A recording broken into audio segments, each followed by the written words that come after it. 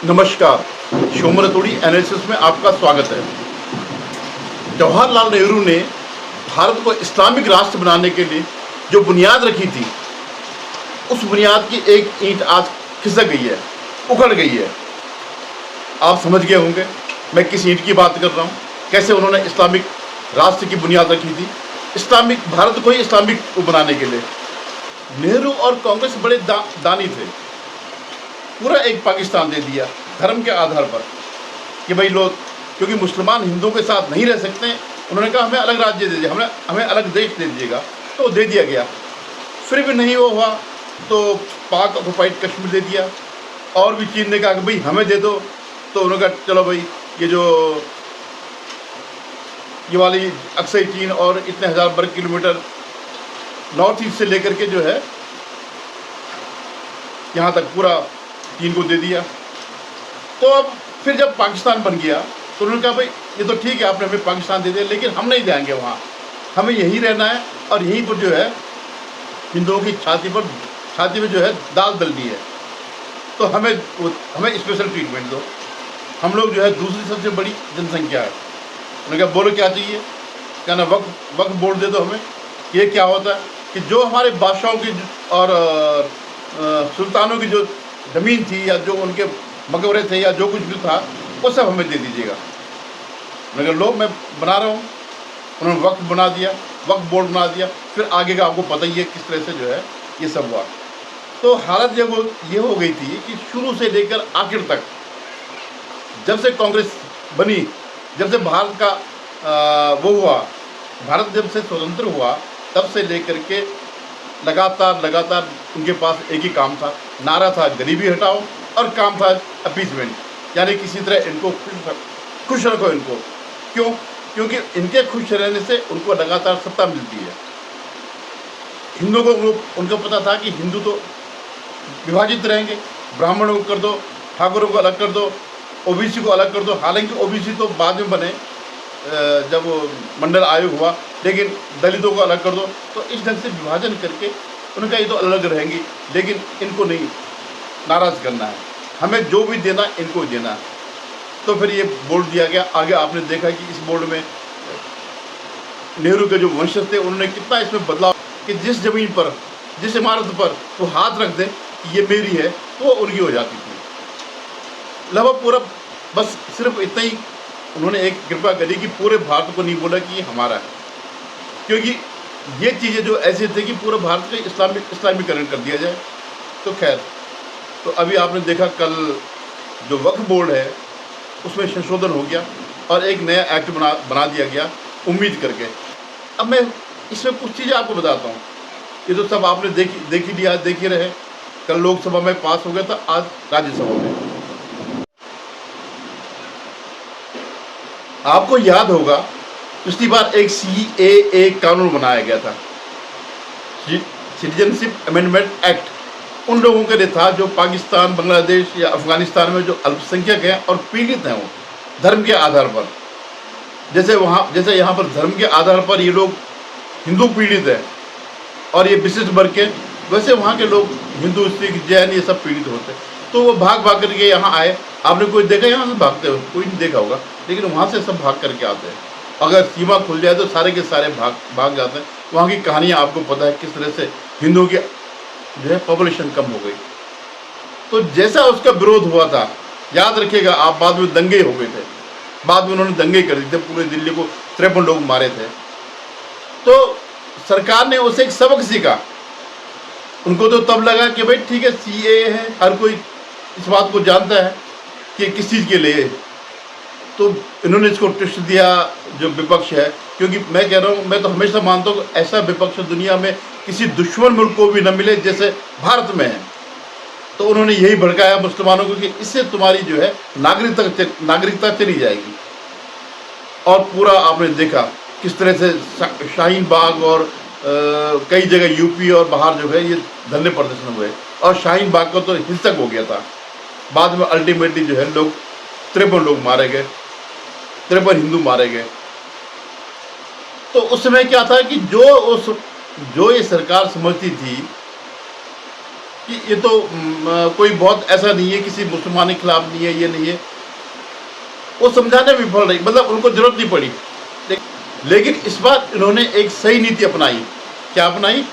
कि पहले ही जो इस कानून में वक्फ के बारे में जो भी है, जो इसकी कमियां हैं, जो इसके अंदर वैसे कानून है कि किस ढंग से ये किसी भी संपत्ति को कब्जा कर सकते हैं, वो पहले जनता के बीच बता दिया। हर एक को पता चल गया कि, क्योंकि इससे पहले किसी को पता ही नहीं था कि और ठीक है वक्फ है तो मुसलमानों को होगा, इस ढंग से किसी ने ध्यान भी नहीं दिया।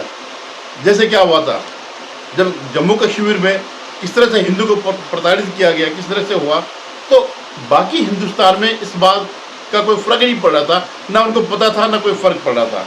और जो बेचारे आते हुए थे शरणार्थी, वहाँ से भाग करके आते थे, तो ये बताया जा, तो जो इनका इकोसिस्टम है ना, तो ये वही एक बात बताते थे जैसे मोबला में हुआ था। मोबला में भी मुसलमानों ने हिंदुओं को वो किया था, नरसंहार किया था, ऐसे ही उन्होंने यहाँ भी किया।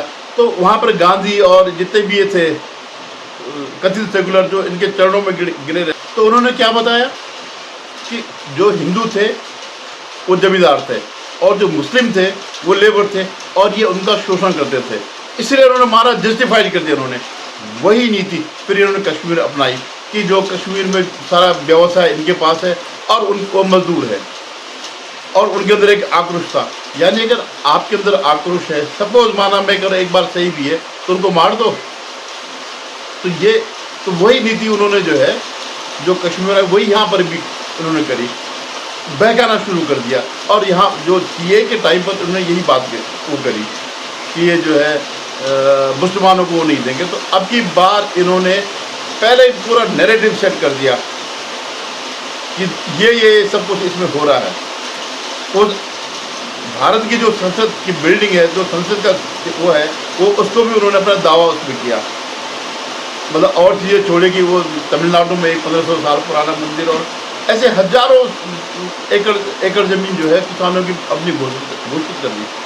तो जब एक जनमानस बन गया, जनमानस में जो बात हो गई, लोगों के मन में बैठ गया कि भाई ये तो बड़ा अत्याचार है। फिर उन्होंने ये भी बताया कि जो इसका मुख्य उद्देश्य है गरीब मुसलमानों की भलाई के लिए, कि जो वक्फ का पैसा आएगा, जो इससे आय होगी, उससे जो गरीब तबका है उनके उस पर काम लगेगा, उनके काम में आएगा। देखिए जब मुसलमानों ने देखा कि यार हमारे तो कुछ काम ही नहीं आ रहा, ये तो सारे बड़े बड़े लोगों के कब्जे में ही है, फिर थोड़ा सा उनके मन में भी आया कि हाँ ऐसा नहीं है। इसलिए इस बार उतना विरोध नहीं हो पाया हिंसक विरोध नहीं हो पाया। हालांकि धमकी उन्होंने दी, अभी आज लोकसभा में पास हो जाएगा, इसके बाद देखते हैं वो क्या करते हैं। और एक इसमें सबसे बड़ा क्या हुआ, एक्सपोज कौन हुआ? ओवैसी। ओवैसी का मैक्सिमम संपत्ति जो है वक्फ बोर्ड की है। आपने देखा ओवैसी किसी लॉर्ड की तरह रहता है, किसी जमींदार की तरह रहता है, तो उसी वक्फ की ज़मीन से। तो ऐसे कई जब मामले सामने आ गए तब लोगों को, मुसलमानों में भी हुआ, हिंदू में तो क्या हुआ, हिंदू तो एक सुषुप्त जाति है, जब तक मेरी ज़मीन, मेरा घर वक्फ अपना नहीं करता उन्हें कोई फ़र्क नहीं पड़ता। तो खैर ये चीज़ें बड़ी फैलती गई और लोगों के अंदर, थोड़ा बहुत मुसलमानों के अंदर, हालांकि मुसलमान फिर भी हिंदुओं के विरोध में, इस सरकार के विरोध में किसी भी हद तक जा सकते हैं। मतलब चाहे उनको नुकसान भी हो, लेकिन वो ये चाहते हैं कि ये लोग इन लोगों का किसी तरह विरोध किया जाए। लेकिन इस बात थोड़ा नर्म है, एटलीस्ट उतना नहीं होगा। अगर कल से आप देखेंगे क्या होता है, जैसे इन्होंने शाहीन बाग के टाइम पे किया था, सीए के टाइम पर किया था, तो वो उतना नहीं हुआ। तो ये जो रणनीति बड़ी काम आई। अब मैं आपको बताऊं कि जो विरोधी पक्ष है उनका जो सबसे बड़ा नेता है, मतलब नेता तो वैसे पार्टी वाइज तो राहुल गांधी है, लेकिन जो सबसे बड़ा नेता लालू प्रसाद यादव, जिसके चारों तरफ ये इनका इंडिया गठबंधन घूमता है, जिसे अपना पितृपुरुष मानते हैं, क्योंकि सबसे ज़्यादा भ्रष्टाचार उसने किया, भ्रष्टाचार में ज़्यादातर लालू यादव ही है। तो इनके लिए तो ये चीज़ है। दूसरा क्या है, वो हिंदुओं का विरोधी, ऐसा नहीं कि हिंदुओं का वैसे विरोधी है, लेकिन मुस्लिम वोट के लिए वो हिंदुओं का वो करता है। जैसे अभी कुंभ के लिए उसने कहा कि ये सब बकवास है। तो इसका एक पुराना वीडियो आया संसद में बोलते हुए वक्फ के खिलाफ, ये किसी भी संपत्ति पर कब्जा कर लेते हैं। तो ये चीज़ें जब सामने आई तो इससे भी इनका मनोबल खत्म हो गया। और एक सबसे बड़ी बात केरल के कैथोलिक जो चर्च है, क्रिश्चियन कम्युनिटी है, उन्होंने भी इसका विरोध किया कि उन्होंने कहा हाँ, इसका वक्फ जो है ख़त्म होना चाहिए या वक्फ में अमेंडमेंट होना चाहिए, क्योंकि उनकी भी ज़मीनें इन्होंने ऐसे हड़प कर रखी है। और ये जो है कांग्रेस के लिए सबसे बड़ी दुविधा का अगर कोई विषय हुआ तो ये हुआ, क्योंकि इनको केरल में और साउथ में वोट ईसाइयों को मिलते हैं, और ये दूसरा अवसर है। वक्फ के अलावा इससे पहले लव जिहाद पर भी पहली आवाज़ केरल से ही उठी थी, तो ये दूसरा अवसर है जहाँ पर केरल के ईसाई हिंदुओं के साथ खड़े हुए, दोनों एक ही उसमें खड़े थे, दोनों एक ही तरफ खड़े थे कि हमारे साथ अन्याय हुआ। लव जिहाद में जितने हिंदुओं के साथ होता उतने ही केरल के साथ हुआ, केरल के ईसाइयों के साथ होता है। और उनकी लड़कियां तो उठा करके ये ISI और आपने देखा होगा कहाँ कहाँ लेके वहाँ मारी भी गई, कुछ हुआ वहाँ से जो है अरेस्ट हुए विदेशों में इस ढंग से, तो उनको उनके अंदर ये चीज़ बड़ी हुआ है। और ये एक समीकरण बन रहा है साउथ में हिंदुओं और ईसाइयों का, ये इनके लिए खतरे की घंटी बन गया। अब देखिए विपक्ष की तरफ से किसने इस बिल के बारे में बोलना था, यानी विरोध करना था, LOP माने leader of opposition Rahul Gandhi ने। लेकिन राहुल गांधी को बोलने नहीं दिया गया। क्यों? क्योंकि जितनी बार राहुल गांधी बोलता उतनी बार कंट्रोवर्सी हो जाती। और ये वो राहुल गांधी है जो कहते हैं मुझे बोलने नहीं दिया जाता। कल तो इनके पास 1.5 घंटे पौने 2 घंटे का टाइम था, क्यों नहीं बोला? क्योंकि उसकी एक वोकैबुलरी लिमिटेड है।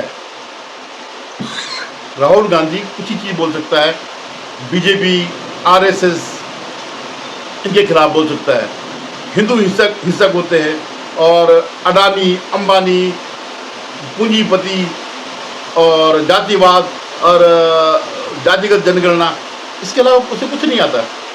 यही मतलब 20 साल की राजनीति को अगर किसी फ्रेम में किया जाए तो वो इतने के बीच आएगा, अगर वो उसके अंदर इतना भी नहीं कि वो याद करके बोल सके किसी भी विषय पर जो इन लाइन से बाहर नहीं जा सकता है, उसे ट्वीट करा लो, क्योंकि उसे करना नहीं होता, उसकी टीम होती है, तो ये चीज़ें कर सकता है।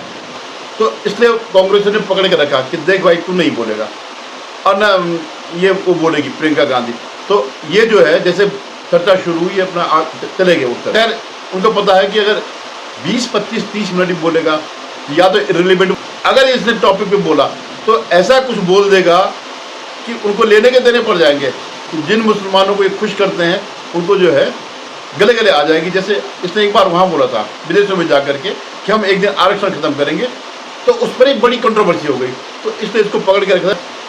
और इस पूरे उसमें मुझे 2 शख्सों का जो है जो भाषण था बड़ा इंटरेस्टिंग लगा। पहले मैं आपको दिखाता हूँ इसका भाषण। जो डिप्टी लीडर हो वो है गौरव गोगोई। समझा कि नया एक बिल लाने की जरूरत है। मैं तो बस इतना ही पूछना चाहूंगा कि ये bill ministry of minority affairs ने बनाया या किसी और दूसरे विभाग ने बनाया? कहां से आया ये बिल? कहां से आया सर? ये बात करते हैं कि ये संविधान के पक्ष में है। किस प्रकार से ये संविधान के विरोध में है सर, मैं बताना चाहूंगा। आर्टिकल इसका जो क्लोज 3RA है और 3R1 है। इसका 3RA क्या है सर? 3RA ये कहता है एनी पर्सन शोइंग और demonstrating that he is practising Islam. देखिए सर, आज देश में अल्पसंख्यकों की ऐसी दशा हो गई कि आज सरकार को अपना धर्म का सर्टिफिकेट देना पड़ेगा। कितनी दुख की बात है कि भारत एक सनातन धर्म का एक देश, 7000 पुराना, उससे भी पुराना ये देश, जिसमें हर धर्म और हर संस्कृति, हर परंपरा को हम सम्मान करते हैं।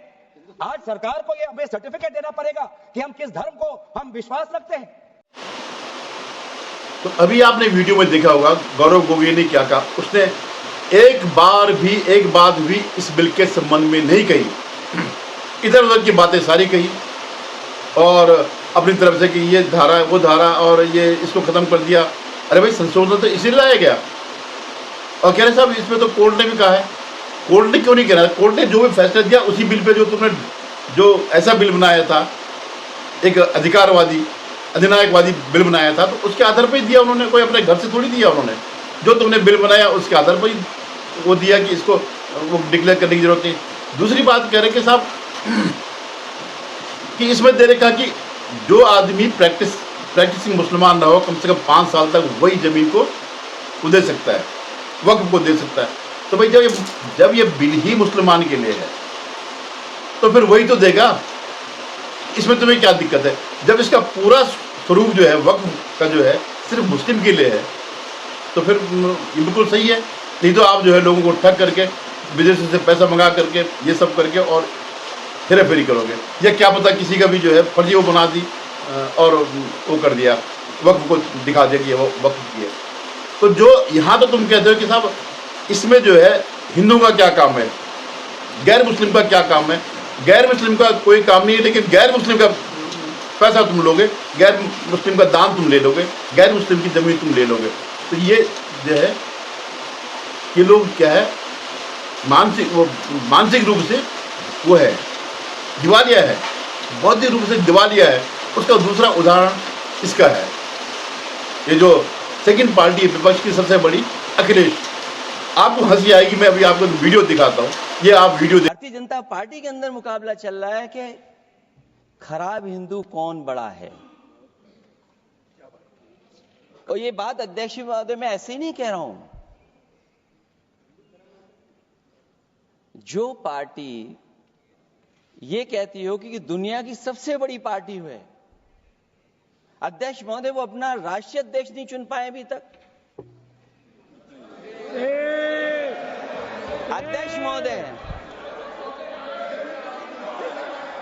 अध्यक्ष महोदय भारतीय जनता पार्टी क्या है?